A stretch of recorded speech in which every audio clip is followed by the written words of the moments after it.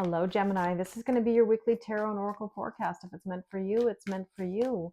We're going to take a look at the energies for the upcoming week, break it down, and let you know how to navigate.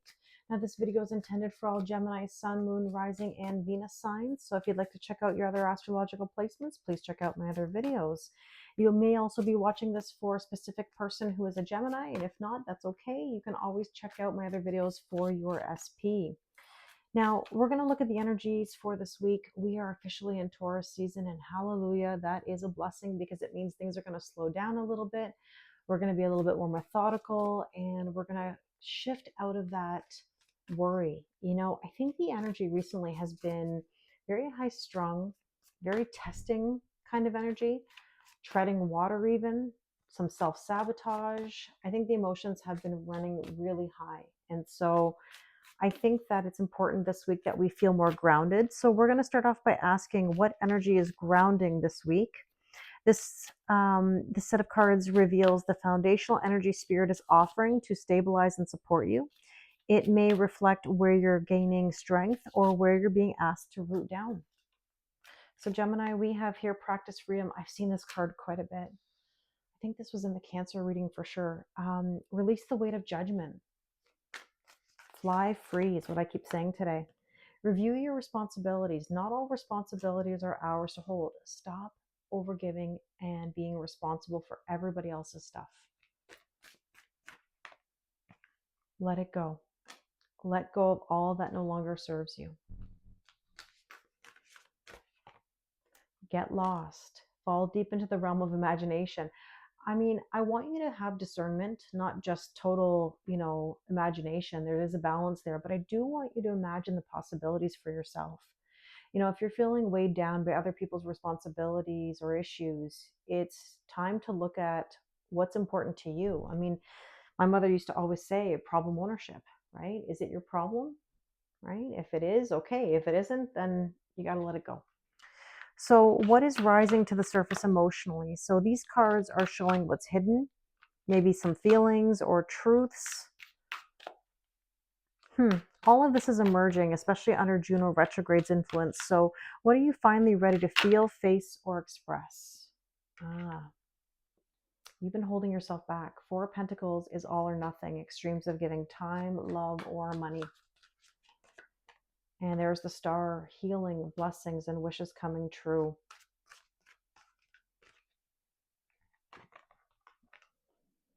And here's the Nine of Wands. The Nine of Wands is been through battle. Sorry, that was a deep sigh that was about to come out, where I can feel it for you. It's been tough, it's this healing journey that has been going on for a long time.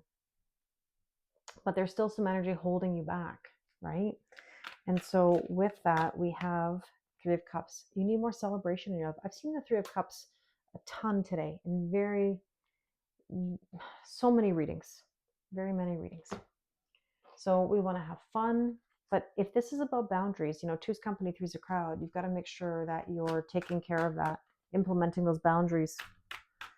So where are you being called to take action? So where is the universe nudging you to make bold moves or take inspired steps forward?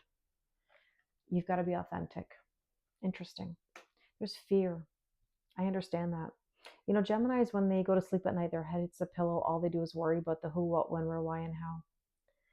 It could also be that somebody's not being totally honest with you and you know it and you're trying to figure it out. But again, problem ownership. King of Cups is asking you to be in tune with your emotions. How do you feel? I know you're worried about what other people are feeling, but what do you feel? And this is about love and partnerships. So interesting. You're being called to open your heart to love. And that King of Cups also is telling you the same thing. And there's the Seven of Pentacles. Wow, I've seen the Seven of Pentacles in many decks already today. This is about the seeds being planted. They're not going to harvest overnight.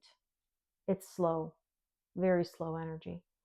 And I think sometimes we're so worried about the pace that things are moving. We're not going to get the flowers blooming tomorrow or the fruit on the trees the next day. I've been saying this in pretty much every reading. We cannot control things. I think right now there's this really strong element of control where we're trying to push and push and force, and it's only bringing the opposite of what is wanted. So let's take a look at what old patterns or fear needs releasing. So this reveals what's ready to be let go of so that you can move more freely and confidently. And it may point to a recurring block or belief system that's being cleared. Let's see. The Hanged Man. Yeah, you might be feeling like you're in neither nor. You've got to get out of that energy. Like you have to just make a decision. You might be waiting for clarity. And okay, yeah, you can do that for a little bit, but you can't do this forever. Temperance card is patience, forgiveness, possibly reconciliation, but essentially it's something brewing, right?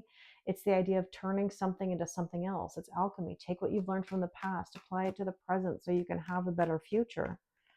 And with that, we have here the Strength card, trying to find the strength and the courage to push yourself forward. And it's interesting, Mars and Leo energy, this is the drive and the passion. Eight of Swords. See, the illusion of mental entrapment. You need to release the overthinking, the anxiety over why it's not moving the way you want it to. And let's take a look at what divine message is guiding you forward. So, your spiritual anchor for the week, a message from spirit, your higher self, or your guides that offers clarity, encouragement, or reassurance as you walk your path. And there's the Seven of Wands. This is an energy that says, speak up, pick your battles wisely. Are you a wounded animal in the corner, or are you standing up for yourself?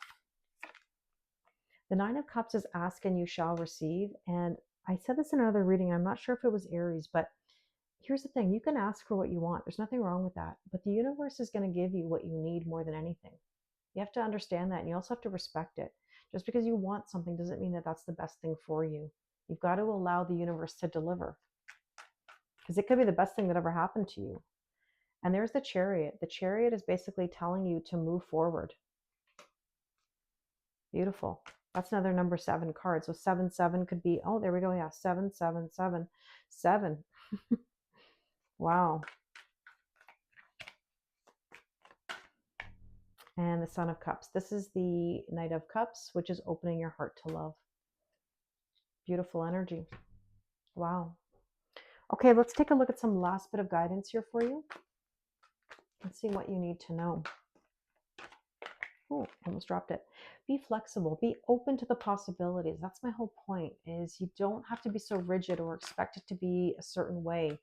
The universe is going to give you what you need. Here and now. Live in the here and now. Be in the present moment. Don't worry about the past. You don't necessarily have to worry about the future. You are in the now. What is the current situation? And here's the thing. I said this in another reading as well. Not for you. Sometimes things are just not for you. And that's okay. Because there's even better around the corner. But you have to be open to that idea.